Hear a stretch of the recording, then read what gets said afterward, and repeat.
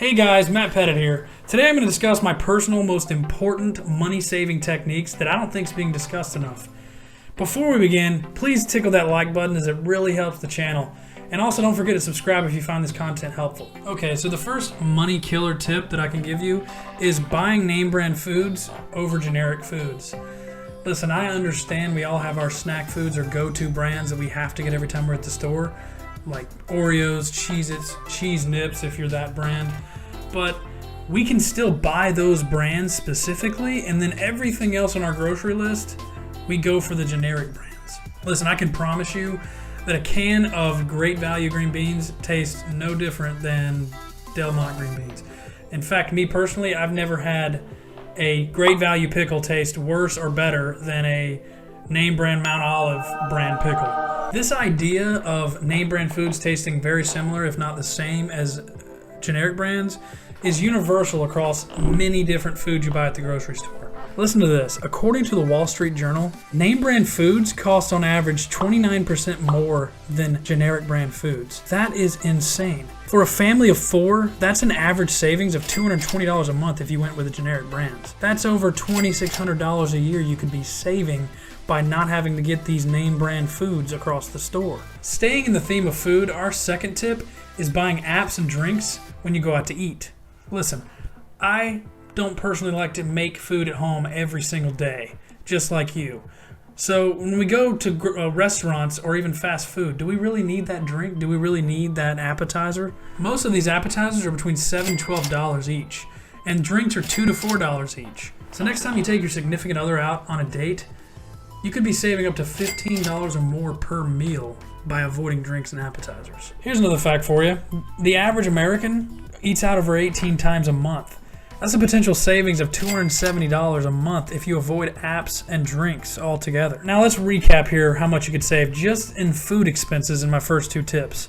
You're looking at over $2,600 in savings for buying generic brands over name brands, and $3,200 a month in avoiding drinks and appetizers in your eat outs and restaurants. This would help tremendously. So next time you're thinking about eating out or you're at the grocery store filling your shopping cart, you should think about these crucial things that could save you a lot of money in the long run. Okay, let's get away from food for now. I know everyone loves them some food, so let's try not to harass me with comments like, Matt, I love my sweet tea. I can't go to a restaurant without it. Oh my God. Or stuff like, if I can't have my ultimate nachos, then I don't even want to go out to eat because I gotta have my ultimate nachos. You know what? Make the ultimate nachos your meal. How about that? That would save you an entree expense and it would meet the same intent. But I digress. So let's move on to tip number 3. Tip number 3 seems kind of obvious, but a lot of people do this, and that's getting a smartphone too often. Listen, the average monthly bill of just having a phone, a new phone on lease, is $30 to $50 depending on the phone. If you add that up over a year, that's $360 to $600 a year you're wasting. Every year you have to pay for the phone that you're already paying for service on. My goal, and I think most people's goal, should be to pay off that phone within that 2-year span and then hold that phone 2 more years after. Then in the long run, you're actually saving over $1,000 in that 3rd and 4th year of potential phone expenses rather than just getting the newest and brightest iPhone or Samsung Galaxy or whatever you enjoy. Now, the 4th money killer is something I'm very passionate about, and I think a lot of people don't really care because they're prioritizing comfort over expenses. But there's things you can do to have both comfort and reduce expenses. The 4th tip is keeping your AC on a set temp regardless of the season. Okay, stay with me here. Listen, I understand people like to be comfortable in their house. Most people want to keep their temperatures on 70 to 71 degrees all year round. But during certain peak seasons like summer and winter, it's unrealistic to keep your house at that temperature unless you're wanting to pay an astronomical amount for your expenses. Just compare this. Having your ceiling fan run is less than a penny per hour. So next time you're hot, instead of just jacking up that AC and having that fan come on, turn your ceiling fans on and rotate some air through your house. Rotate the hot air out.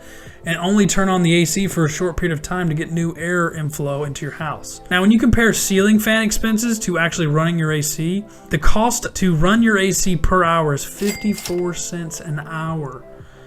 Now, that may not seem like too much just off of a simple number, but when your AC is running 18 out of 24 hours a day to try to keep up with an unrealistic temperature that you set for your house, that is going to cost you like $292 per month just to run your AC unit to keep up with your temperature demands. While this mainly applies to summer and winter months, my technique, it can be universally applied across the whole year. You can rotate your AC on when necessary, keep it off at night and run ceiling fans, and save yourself hundreds if not thousands of dollars a year in AC running electrical bill. I feel like this is a really important tool that I use it myself, and it saves me a lot of money. This brings us to our fifth and final money killer, and something that most people don't really realize they're doing, and that's the $5 rule. Now, this is something I came up with, but you may say, what do you mean by this, the $5 rule? I'm sure you're influenced or been around someone that constantly makes the comment, it's only $5, just buy it, just get it. Now, my wife's like this, and I think most people have significant others that are the same way. They see something that's under $5 or at $5, and like, yeah, it's not that expensive, let's buy it. Now, while that may be true that it's not that expensive, if this is constantly your mindset, that $5 is going to continue to grow over time and add up. As an example, take my wife. She goes to the grocery store alone to get a small grocery store trip just to get a few groceries that we really need at the time. Now, she comes across some things that's under $5, and she thinks that, oh, we can get this. This is good. So when she gets to the counter, a simple $50 grocery trip has already turned into a $100 grocery trip, all because she grabbed some things that were around $5 each that she thought was a pretty good deal because it wasn't that expensive. This is the mindset most Americans have when they're shopping for groceries or shopping for clothing. They always end up getting more than they need because these small, cheap things that they have for sale are really appealing to your eye. That's why most people blow a budget. So next time you're out, buying groceries or buying clothing, whatever you're buying, you need to think to yourself, do I really need this? Or is this a necessity now or later? Those two things will help tremendously in avoiding just filling up your grocery bill each time you visit the store. That's all the tips I have for now. I really hope that by implementing these methods, you can save a lot of money down the line, or at least some money for some small things. Listen, regardless if you're a diligent budgeter like myself that writes down and records every expense, or you don't really care to specifically budget every additional expense, just implementing this mindset of thinking through your purchases and thinking through the math behind it just in a simplicity state can really help your bills and your overall savings in the long run. Whether it's for retirement, for a vacation you're saving up for, or for a big down payment on a purchase of a house or a vehicle, these savings tips can help you stay out of debt or avoid excess debt that is unneeded. That's all I have. I hope to see you in the next video. Please like and subscribe if you enjoyed it, and I hope these tips really help. Thanks.